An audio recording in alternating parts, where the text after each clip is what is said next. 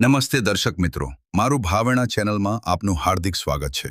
ભાવના ગારિયાધાર મામલતદાર કચેરી સામે સામાજિક કાર્યકર અને પત્રકાર રમેશભાઈ જીજુવાડિયા કર્યા ગંભીર આક્ષેપ।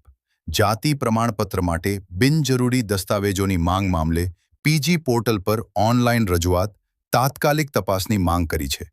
અહેવાલ રામકૃષ્ણ વાંશિયા તરાજા।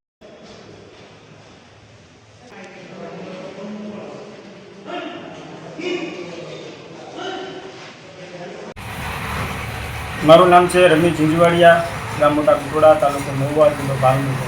હું છેલ્લા 3 વર્ષથી સામાજિક ક્ષેત્રે કામગીરી કરું છું।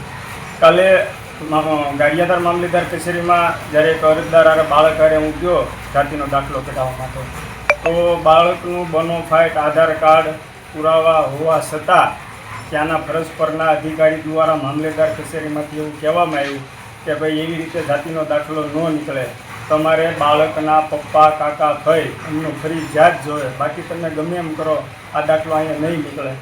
અમે એમને ખૂબ સમજાવ્યા, નાયબ મામલતદારને સમજાવ્યા અને મામલતદારને પણ અમે મળ્યા, તો એમના દ્વારા પણ અમને એવું કહેવામાં આવ્યું કે ભાઈ રમેશભાઈ આ દાખલો ક્યારેય નીકળે નહીં, બાળકનું ફોર્મ હાલવું હોય તો હાલે પરીક્ષામાં અથવા ન હાલે, પણ અમે આવા દાખલા કાઢી દેવું નહીં। આના માટે તમારે જાતિનો દાખલો કઢાવવો હોય બાળકનો તો ફરજિયાત એના પપ્પા, કાકા, ભાઈ એમનું તમારે લિવિંગ સર્ટિફિકેટ દેવું પડે।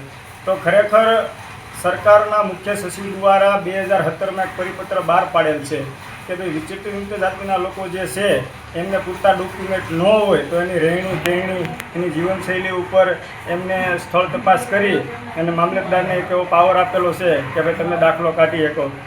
તેમ છતાં ગારિયાધાર મામલેદાર કચેરીમાં અમે કાલ આખો દિવસ હેરાન થયા અને નવા પુરાવા માંગી અને આવી ખોટી રીતે હેરાન કરવામાં આવે છે।